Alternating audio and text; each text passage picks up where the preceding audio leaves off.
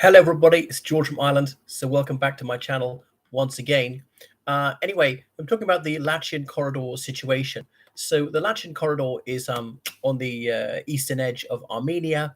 Armenia is a small landlocked country of under 3 million people in the south of the Caucasus Mountains, which is bounded by Georgia, Turkey, Iran, and its deadly enemy, Azerbaijan.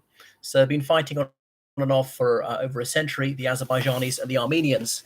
And so they're both part of the Soviet Union. The Soviet Union split up in 1991, and we became two completely separate countries. Comrade Stalin, who ruled the Soviet Union from the 20s to 1953, in his infinite unwisdom, he transferred Nagorno Karabakh from Armenia to Azerbaijan, despite it being a majority Armenian area, and then he moved in even more Armenians.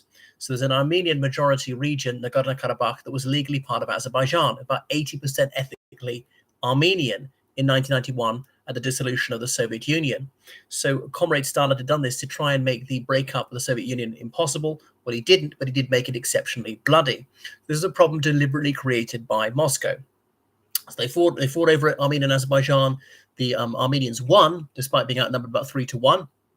And they had a Russian motorized infantry division on their side, and so that they controlled Nagorno Karabakh up until 2020.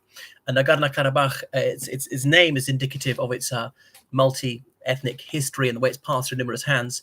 Is Nagorno meaning like mountainous or on the mountain in Russian, and Karabakh meaning black garden in Fars, as in Persian. So anyway, in 2020. The Azerbaijanis fought back, and they took back most of Nagorno-Karabakh, not all of it.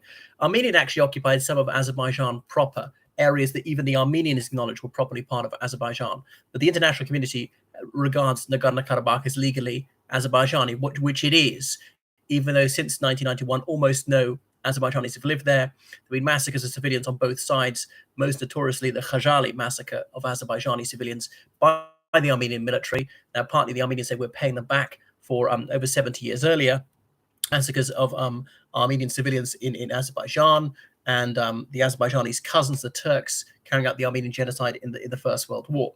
So it's all a very melancholy and gory history. But anyway, Armenia is a part of the CSTO, the Collective Security Treaty Organization, which is Russia's answer to NATO, consisting of 6 member states: Russia, Belarus, Kazakhstan, Tajikistan, Kyrgyzstan, and Armenia. So Armenia is not a wealthy country. It's all but bereft of natural resources. It's heavily dependent on Russia economically. It's got so many guest workers in Russia, as well as buying things from Russia, military equipment, and so on.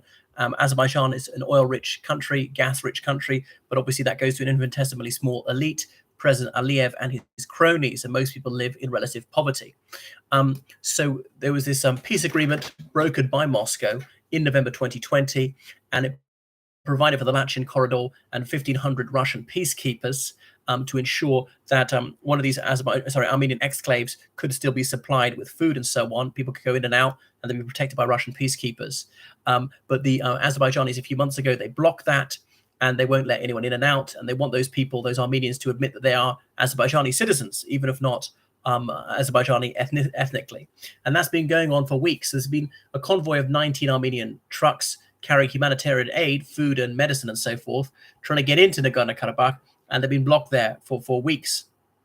And so it's increasing disquiet. They're running low on food and everything else. People can't get to hospital, are dying completely avoidably because of this. Now, originally the Azerbaijanis said that these were environmental protesters blocking the roads. Yeah, right.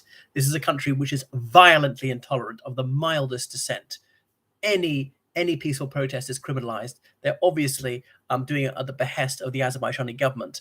They might be civilians who are doing it with the explicit blessing of the Azerbaijani regime. They might be off-duty soldiers or whatever, policemen in plain clothes. And outside any demonstration, you'd see plainclothes policemen.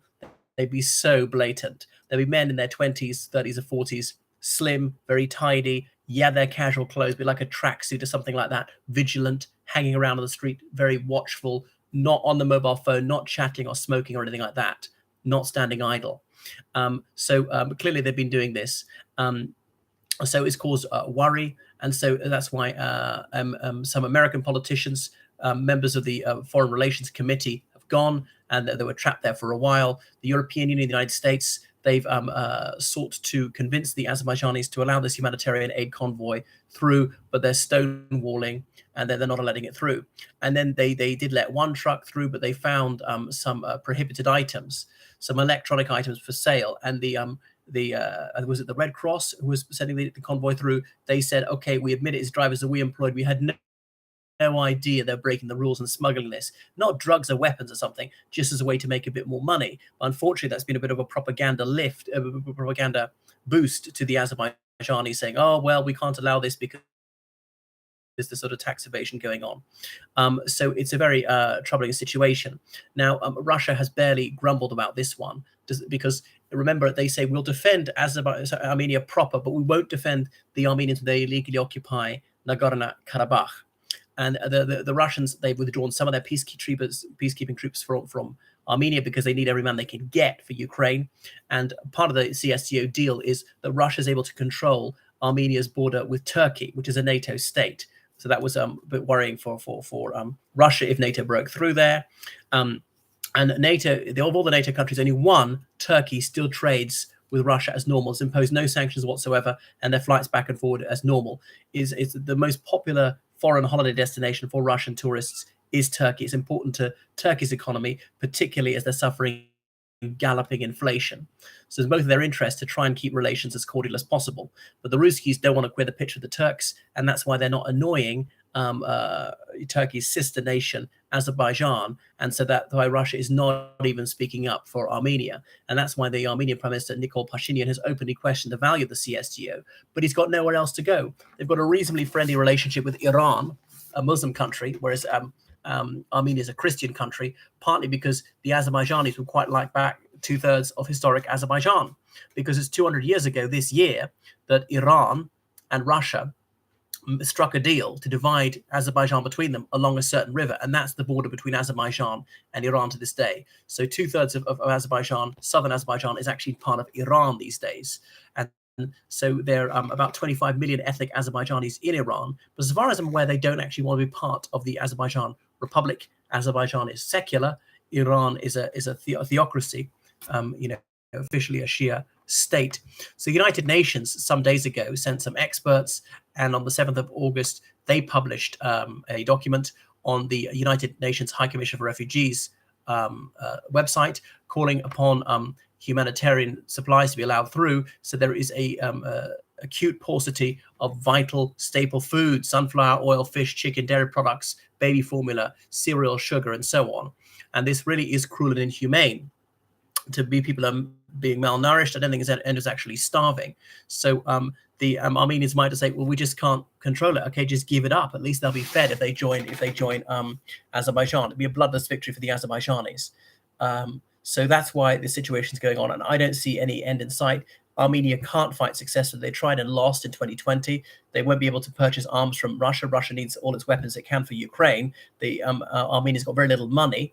Although curiously, this actually Ukrainian war has been a bit of a boost to their economy, because there's been an influx of Russians who are trying to evade conscription coming to Armenia, where they can go without a visa, stay for up to 3 months. They can quite easily get permanent residency. Some of them are at least partly ethnically Armenian, like 1/4 Armenian can get citizenship fairly easily, even if they don't speak the language.